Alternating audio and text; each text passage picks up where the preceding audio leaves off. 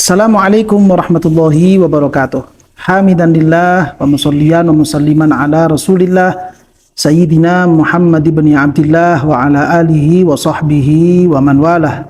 Amma ba'du.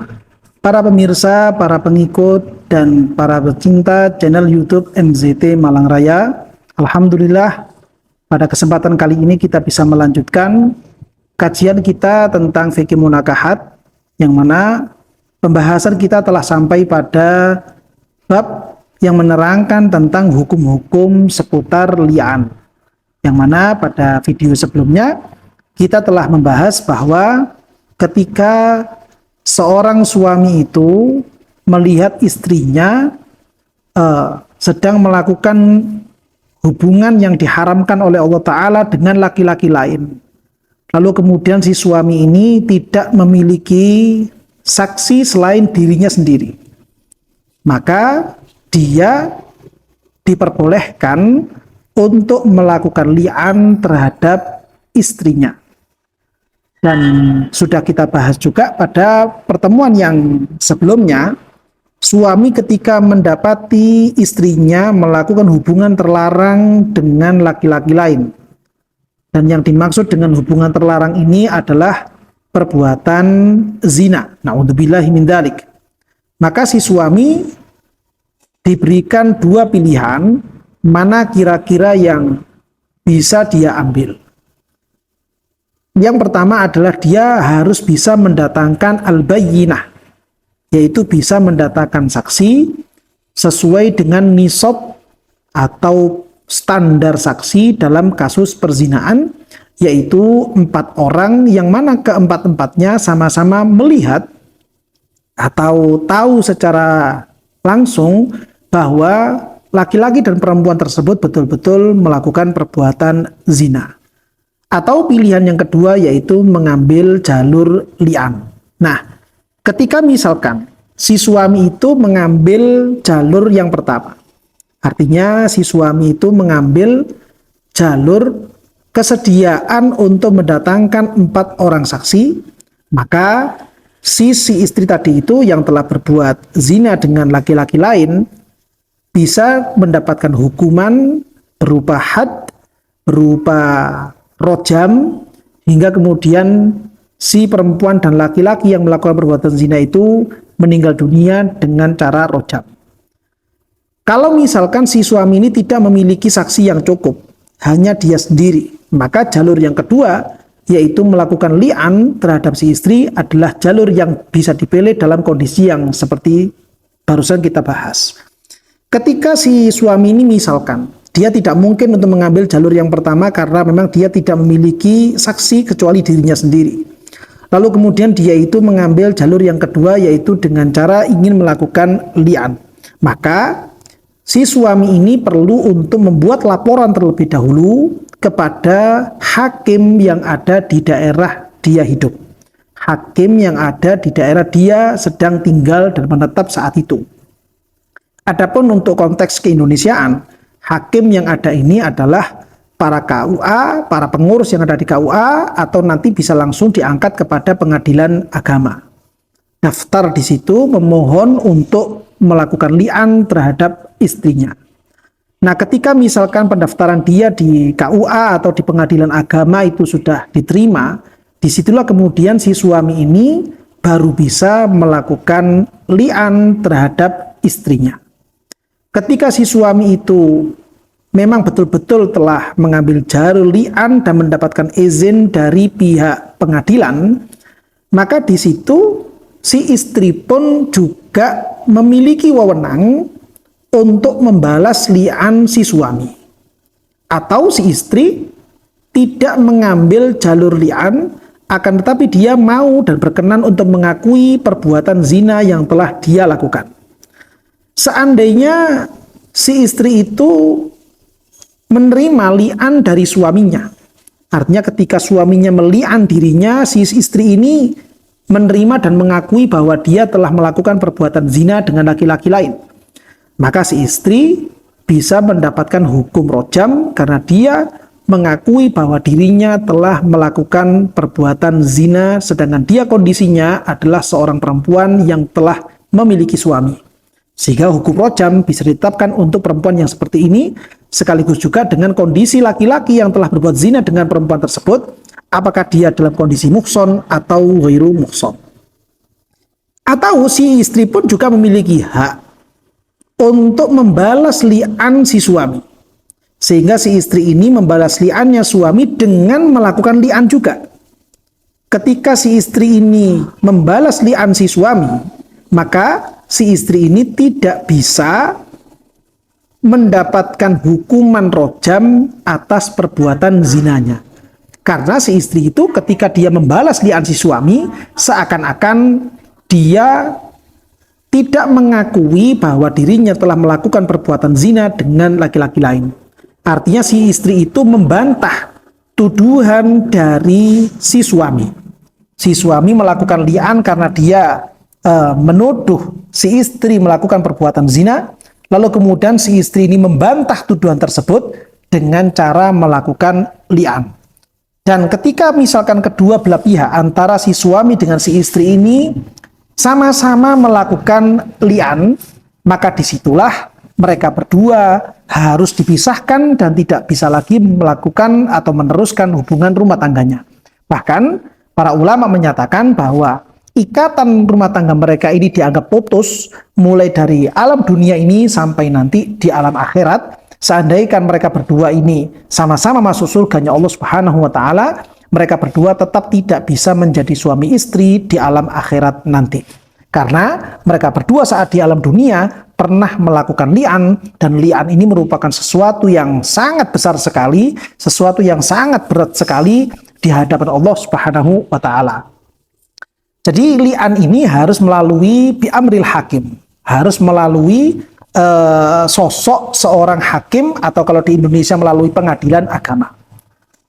Atau misalkan seandainya hakim yang ada atau pengadilan agama yang ada di mana mereka berdua ini tinggal kurang merespon atau tidak menyetujui keinginan untuk melakukan li'an dari si suami, maka dalam kondisi yang seperti ini si suami boleh mengangkat wali muhakkam, mengangkat muhakkam untuk mengurusi li'an mereka berdua.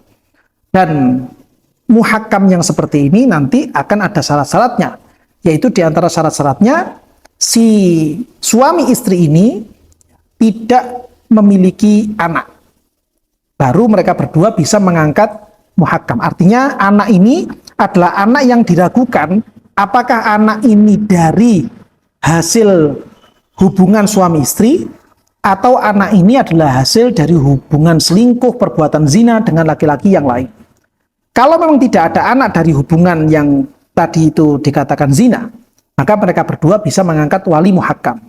Tapi kalau ternyata si anak ini ternyata ada, artinya si istri itu ketika melakukan hubungan zina dengan laki-laki lain dan sudah ada anaknya, bahkan mungkin anaknya ini sudah lahir, masih bayi, balita, dan anak ini adalah hasil dari hubungan badan dengan laki-laki lain tadi itu, maka mereka berdua tidak bisa mengangkat wali muhakkam sebagai penuntun untuk melakukan perbuatan li'an.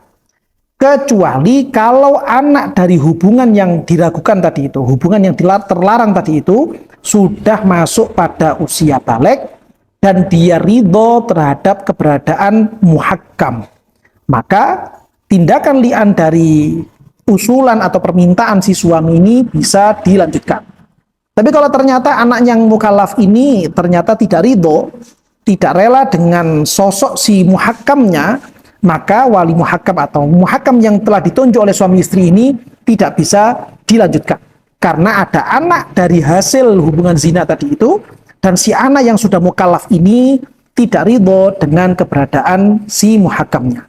Hal ini sebagaimana yang diterangkan di dalam kitab Fathul Qorib, ketika beliau memberikan keterangan bahwa si suami itu perlu mengangkat perkara li'an ini kepada seorang hakim, ai bi amril hakimi.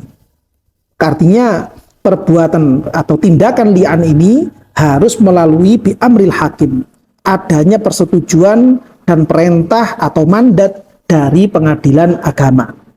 Au man fi hukmihi kal muhakkami, atau seandainya hakimnya itu misalkan tidak ada, atau misalkan hakimnya itu kurang berkenan, juga bisa mengangkatnya kepada muhakkam.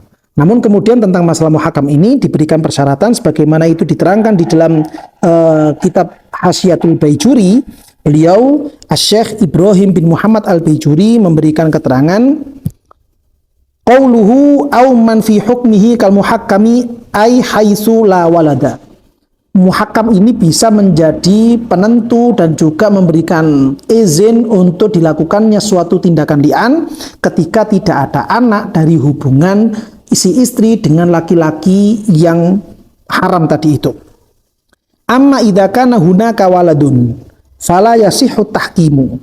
Apabila misalkan dari hubungan terlarang tadi itu ternyata ada walad, ternyata ada anak, dan anak ini kondisinya itu masih belum balik, maka tahkim atau pengangkatan muhakkam ini menjadi tidak boleh, artinya tidak sah. Illa in kana mukallafan wa radiya bihi. Kecuali kalau ternyata si anak itu kondisinya sudah mukallaf, artinya sudah balik, dan si anak ini ridho dengan keberadaan muhakkam yang akan menuntun dan juga memberikan persetujuan terhadap tindakan li'an. Maka tindakan li'an bisa dilanjutkan. Nah, itu ketentuan tentang salah satu syarat li'an ini bisa terlaksana, harus ada perintah atau ada persetujuan dari seorang hakim, atau kalau di Indonesia adalah pengadilan agama. Fayaqulu indal hakimi, maka si suami ini ketika misalkan sudah mendapatkan persetujuan dari pengadilan, ya sudah mendapatkan izin dari pengadilan, maka si suami ini menyatakan atau mulai melontarkan li'annya indal hakimi, di hadapan si hakim, fil jami'i alal mimbari, dan disunnahkan juga tindakan li'an ini dilakukan di masjid jami', di masjid yang mana masjid ini biasa diadakan sholat Jumat, dan disunahkan juga li'an ini dilakukan di atas mimbar. Artinya si suami itu ketika dia memunculkan ungkapan-ungkapan li'an yang nanti jumlahnya ada 5, itu disunahkan untuk dilontarkan di atas mimbar di masjid jami' yang biasa dipakai untuk sholat Jumat. Tapi ini hukumnya sunnah. Seandainya tidak sampai di masjid jami' atau seandainya tidak sampai naik ke atas mimbar, maka li'an tetap dianggap sah. Namun karena kesunahan dan juga apa yang pernah terjadi di masa-masa terdahulu, di masa-masa salaf adalah seperti demikian, maka tetap disunahkan untuk dilakukan di masjid jami', sekaligus juga li'an itu dimunculkan di atas mimbar. Dan syaratnya juga, ya, fi jama'atin minan nasi, li'an ini dilakukan bukan sekedar dihadiri oleh hakim saja, namun juga dihadiri oleh sekelompok manusia, sekelompok orang-orang, yang mana kelompok orang-orang tadi itu paling sedikitnya aqalluhum arba'atun, paling sedikitnya ada 4 orang, yang mana 4 orang ini sebagaimana keterangan dari Syekh Ibrahim bin Muhammad Al-Baijuri, ai bihuduri jama'atin min a'yanin nasi wa sulahaihim. Yang sunnah, orang-orang yang diundang untuk menyaksikan peristiwa li'an ini adalah para tokoh-tokoh masyarakat atau orang-orang soleh yang ada di sekitar mereka berdua tinggal, di mana mereka itu berdomisili. Entah itu kiainya, atau mungkin ustadz-ustadznya, atau mungkin walhasil para ulama atau tokoh masyarakat yang ada di tempat tersebut, para sesepuh-sesepuhnya, mereka lah yang sunnah untuk diundang untuk menyaksikan peristiwa li'an. Nah, ini jadi perbuatan atau peristiwa li'an ini aturan-aturannya seperti demikian. Dia harus melalui izin dan juga mandat dari seorang hakim, dan kemudian dilakukan di hadapan beberapa orang, sekelompok jamaah orang, dan minimalnya ada 4 orang. Dan disunahkan juga 4 orang ini adalah dari kalangan orang-orang tokoh-tokoh masyarakat atau para ulama-ulama yang ada di daerah tersebut. Sunnahnya seperti itu. Ya, dan sunnahnya lagi peristiwa li'an ini di masjid jami' dan dilakukan di atas mimbar. Ini merupakan kesunahannya. Nah, ketika misalkan itu sudah terpenuhi, itu sudah bisa dilakukan, si suami yang melakukan li'an ini, ya, di atas mimbar tersebut dia mengatakan asyhadu billahi annani laminas shadiqin fima ramaitu bihi zaujati fulanatan minaz zina. Si laki-laki ini ketika misalkan dia itu melakukan li'an di atas mimbar tadi itu, dia harus mengucapkan asyhadu billahi, saya bersumpah atas nama Allah bahwa saya adalah orang yang jujur di dalam memberikan tuduhan, saya orang yang benar di dalam memberikan tuduhan ya terhadap istri saya ya. Fulanah menyebutkan namanya siapa, sekaligus juga nama bapaknya, artinya bintinya itu binti siapa, bahwa dia telah melakukan perbuatan zina dengan laki-laki Fulan bin Fulan. Kalau seandainya saat melakukan li'an ini si istri tidak hadir, si istri tidak mengikuti peristiwa li'an, maka itu boleh-boleh saja. Nanti si suami ini dengan mengatakan zaujati al-ghaibah, istri saya yang sekarang sedang tidak ada di lokasi, tidak ada di tempat ini. Tapi kalau misalkan ternyata istrinya tadi itu ada di tempat tersebut, di tempat tindakan li'an ini dilaksanakan, maka si suami itu perlu untuk menunjuk istrinya yang mana, sekaligus juga menyebutkan nama bapak dari si istri itu siapa. Misalkan nama istrinya itu misalkan namanya itu taruhlah misalkan Markonah gitu misalkan. Dan kebetulan istrinya yang bernama Markonah ini punya bapak yang bernama Serontol misalkan, maka dia menyebutkan istri saya yang bernama Markonah binti Serontol ini sambil menunjuk yang mana istrinya itu, bahwa dia telah melakukan perbuatan zina dengan laki-laki Fulan bin Fulan. Nah, ucapan seperti ini yang muncul dari suami yang seperti ini itu diungkapkan wa yaqulul mula'inu hadhil kalimat arba'a marrat. Ungkapan ini dimunculkan kepada si istri di hadapan hakim dan juga tokoh-tokoh masyarakat yang ada sebanyak 4 kali.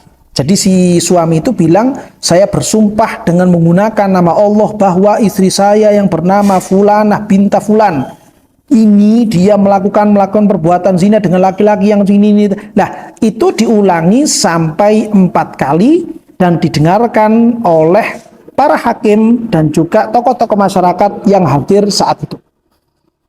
Ketika sudah seperti demikian, kalau misalkan si istri itu sudah punya anak dari hubungan terlarang dengan laki-laki lain tadi, sudah punya anak, maka si suami pun juga boleh memberikan pernyataan di hadapan hakim dan juga para tokoh yang hadir itu dengan menyebutkan bahwa anak yang ini disebutkan namanya, misalkan kalau sudah punya nama, atau kalau misalkan masih dalam kandungan, anak yang ada dalam kandungannya istri ini dia bukan anak saya, misalkan itu diperbolehkan.